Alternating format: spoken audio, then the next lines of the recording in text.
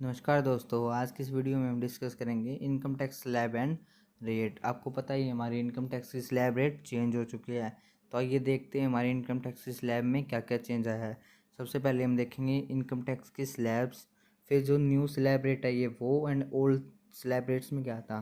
दोस्तों हमें पता है 2.5 लाख रुपये तक हमारे पहले भी कोई टैक्स नहीं लगता था और अब भी नहीं लगता। अगर हमारी इनकम 2.5 लाख से 5 लाख रुपये तक का है तो हमारा 5% टैक्स लगता था ओल्ड स्कीम में, और न्यू में भी वही है, यानी 5 लाख रुपए तक तो कोई चेंज नहीं हुआ।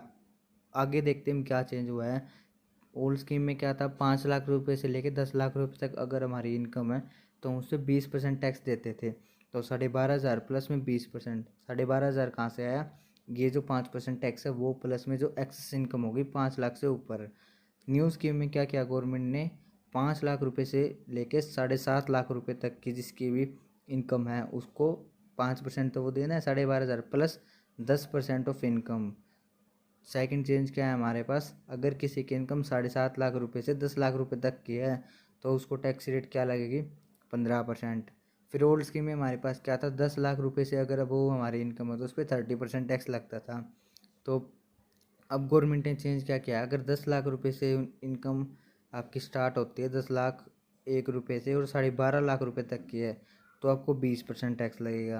और 12.5 लाख से 15%, 15 लाख तक की इनकम है तो आपको 25% टैक्स लगेगा। और अगर आपकी इनकम 15 लाख से अबव है तो आपको 30% टैक्स लगेगा। अब आपको टैक्स की रेट में काफ़ी डिफरेंसेस दिखने में आ रहा है। यहाँ आप 1,25,500 रुपये टैक्स भर रहे हो, प्लस में 30% एक्स्ट्रा जो आपकी इनकम है। यहीं आप उसी इनकम पे 75,000 रुपये टैक्स प्लस 20% भर रहे हो। इसके अलावा हमें कुछ बेनिफिट्स तो मिले हैं बट कुछ हमें नुकसान भी हुआ है, वो देखते हैं क्या है। ओल्ड स्कीम के अंदर जैसे हमारी डिडक्शन थी, गवर्नमेंट ने कुछ डिडक्शंस को कम कर दिया। सपोज हमें टीसी की डिडक्शन लेते थे 1.5 लाख रुपए तक की, न्यू स्कीम में आपको वो नहीं मिलेगी। फिर स्टैंडर्ड डिडक्शन थी, मेडिकल अलाउंसेस थे, वो आपको नहीं मिलेंगे सैलरीड पर्सन को।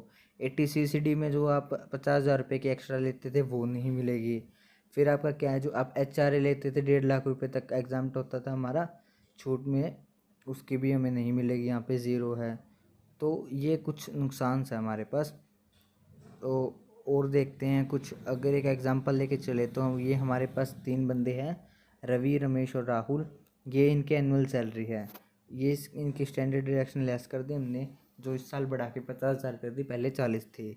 फिर ATC की रिबेट मिल गई इनको HRA की रिबेट ले ली, और फिर ये इनकी आ गई ग्रोस टैक्सेबल इनकम। अब देखते हैं ये tax computation on gross total income. Suppose हमने ये लिया, रमेश है, रमेश की इनकम पे टैक्स लगा 2.5 लाख तक तो नील है। फिर इसका टैक्स लगा 12,500 रुपये 5% के हिसाब से। अब इसकी इनकम बच गई 2 लाख। ये बंदा ओल्ड स्कीम में है कि इसने रिबेट ली है सारी की सारी, इस बंदे ने रिबेट ली है, ठीक है। ये इसकी रिबेट लेने के बाद यहाँ हम देखते हैं, अब इस बंदे को ओल्ड स्कीम में 2.5 लाख तक नील है, इस बंदे को 5% टैक्स लगा 2.5 लाख से 5 लाख तक, 5% 12,500 रुपये। एक्सेस जो इसकी इनकम बच गई 2 लाख, उस पर लगा 20%, तो 40,000 रुपये। इसकी टोटल टैक्स की पेमेंट लाइबिलिटी होगी 52,500 रुपये, ठीक है। अगला पॉइंट हम देखते हैं, जो हमारा रवि था।